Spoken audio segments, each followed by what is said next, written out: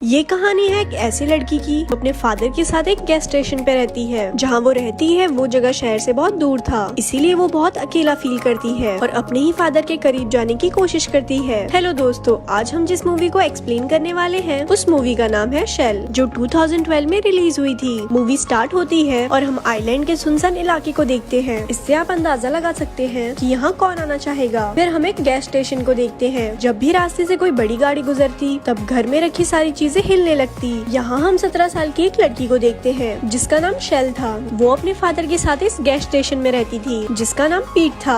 वो दोनों ना जाने यहाँ कब से रह रहे थे। पीट यहाँ कार रिपेयरिंग करता था पर उसे अक्सर मिर्गी के दौरे पड़ते थे। जब भी ऐसा होता था तब शेल उसके मुँह में एक कपड़ा रखती थी। जहाँ वो रहते थे वहाँ मुश्किल से 1-2 गाड़ियाँ गुजरती थी और कभी कभी तो हफ्ते तक एक भी गाड़ी नहीं गुजरती थी। रात को वहाँ इतनी ठंड पड़ती थी कि हीटर के बिना रह पाना मुश्किल था। एक सुबह जब शेल उठती है तभी वहाँ एक गाड़ी आती है। वो उनका रेगुलर कस्टमर यूग था। वो अपनी कार में पेट्रोल डलवाता है और बिल पे करके वहाँ से चला जाता है। आज फ्राइडे था और वो संडे को लौटने वाला था। वहीं दूसरी तरफ हम पीट को देखते हैं जो कि कार रिपेयरिंग करता था। वो बहुत टाइम से काम कर रहा था, इसीलिए शेल उसके पास जाती है और उसे काम छोड़ने को कहती है। अब रात को डिनर करते टाइम पीट को मिर्गी का दौरा पड़ता है तो शेल उसके मुँह में कपड़ा डाल देती है। ये शायद इसीलिए किया जाता है ताकि दांतों के बीच जुबान न आ जाए और ये शेल के लिए कोई बड़ी बात नहीं थी। उसके फादर को अक्सर दौरे पड़ते रहते थे। रात को जब दोनों डिनर कर रहे थे तभी वहाँ एक गाड़ी आती है। वो भी उनका रेगुलर कस्टमर एडम था। वो 100 मिल में काम करता था और आज रात वो पब जा रहा था। शेल की हालत कुछ ऐसी थी कि वो अपने फादर को छोड़कर और कहीं नहीं जा सकती थी। उसने शहर तो कभी देखा ही नहीं था। तो वहीं पीट भी अपनी हालत से बिल्कुल भी खुश नहीं था। उस रात कोई दरवाजे पर दस्तक देता है। जब वो दरवाजा खोलते हैं तो वहाँ एक आदमी था। वो बताता है कि उनकी कार का एक्सीडेंट हो गया है और उन्हें हेल्प चाहिए। तो पीट और शेल गाड़ी लेकर उसके साथ जाते हैं। उनकी कार से एक हिरन टकराया था और ये इस इलाके में आम बात थी। वहाँ पहुंचकर पीट उस हिरन को मार देता है। वैसे भी वो बचने वाला नहीं था, उल्टा वो तड़प रहा था। इसके बाद पीट उन दोनों को कॉटेज ले जाता है। वो दोनों हस्बैंड वाइफ थे और हाईलैंड्स पे पहली बार आए थे। वो दोनों अगली सुबह चले जाते हैं और ये दोनों फिर से अकेले हो जाते हैं। एक रात जब पीट फ्रेश हो रहा था तब शेल उसके पास आती है और उसे टच करने लगती है। वो बस उससे ये पूछती है कि क्या तुम मुझसे प्यार करते हो। तो पीट कहता है कि हाँ, मैं तुमसे बहुत प्यार करता हूँ। लेकिन इतना तो हम जान गए थे कि पीट और शेल के बीच कुछ चल रहा है। एक रात दोनों अपने अपने कमरे में सो रहे थे, तभी अचानक हीटर बंद हो जाता है। इस वजह से शेल को ठंड लगने लगती है तो वो पीट के कमरे में जाती है और उसके साथ सो जाती है। पीट कहता है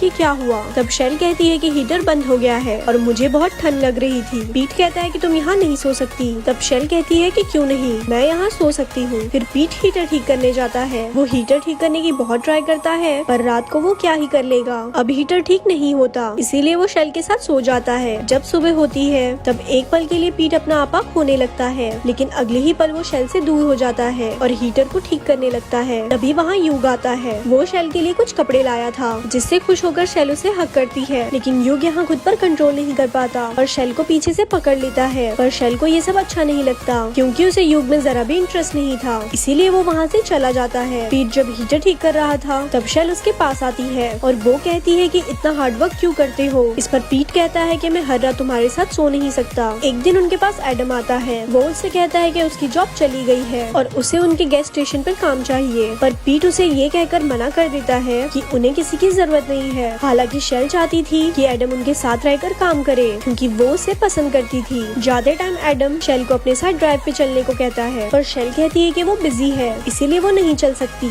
लेकिन बाद में वो मान जाती है और उसके साथ चली जाती है, जहाँ कार में दोनों घपाघप करते हैं। उस रात भी शेल पीट के साथ सोना चाहती थी पर पीट उसे उसके कमरे में छोड़ देता है। अगली सुबह उनके पास एक औरत आती है जिसके साथ उसकी बेटी भी थी और उसे टॉयलेट जाना था। जब वो वहाँ से जाने लगते हैं तब शेल को पता चलता है कि वो बच्ची उसकी डॉल यहीं छोड़ गई है। तो वो डॉल लेकर कार के पीछे भागती है। जब उस औरत को पता चलता है तब वो कार को रोक देती है और शेल को थैंक्स बोलती है और फिर चली जाती है। जब शेल वापस आती है तो वो देखती है कि पीट को मिर्गी का दौरा पड़ा है। अब जल्दबाजी में कोई कपड़ा ना मिलने पर वो पीट के मुंह में अपना हाथ रखती है जिससे वो इंजर्ड हो जाती है। उस रात पीट शेल से कहता है कि मुझे लगा कि तुम मुझे छोड़कर चली गई। तो शेल कहती है कि मैं आपको छोड़कर कहीं नहीं जाऊंगी। वो उसका मन रखने के लिए ये भी कहती है वो यहाँ बहुत खुश है। अब यहाँ बातों बातों में वो दोनों काफी करीब आ जाते हैं और किस करते हैं। तभी शेल अपना होश संभाल लेती है और पीट को रुकने का इशारा देती है, लेकिन इस एक्सीडेंट से पीट को बहुत गिल्टी फील होता है। शेल सो रही थी पर पीट को नींद नहीं आ रही थी। तभी उसे एक ट्रक की आवाज सुनाई देती है इसीलिए वो रोड पर जाता है और ट्रक के आगे कूद जाता है। तभी उस आवाज से शेल की आँख खुल जाती है और वो पीट को ढूंढने लगती है। जब वो बाहर निकलती है वो एक ट्रक देखती है। उसे शायद अंदाजा लग गया था कि क्या हुआ है, पर फिर भी वो हिम्मत करके ट्रक के पास जाती है, जहाँ वो देखती है कि पीट मर चुका है। इस हादसे से शेल एकदम टूट जाती है। शेल ने दुनिया देखी ही नहीं थी। उसकी जिंदगी में उसके फादर ही सब कुछ थे, जिसमें वो अपनी खुशियाँ ढूंढ रही थी, और आज वो भी चले गए। इस हादसे की खबर सुनकर एडम शेल के पास आता है और उसे संभालता है। जब सुबह होती है तब भी वहाँ एक ट्रक आता है, तो शेल उसमें फ्यूल भरने जाती है और एडम कॉटेज में था। फ्यूल भरने के बाद शेल उस ड्राइवर के साथ चली जाती है, बिना सोचे समझे कि उसे कहाँ जाना है। शायद वो एक नई जिंदगी की शुरुआत करना चाहती थी। यहीं पर ये मूवी एंड हो जाती है।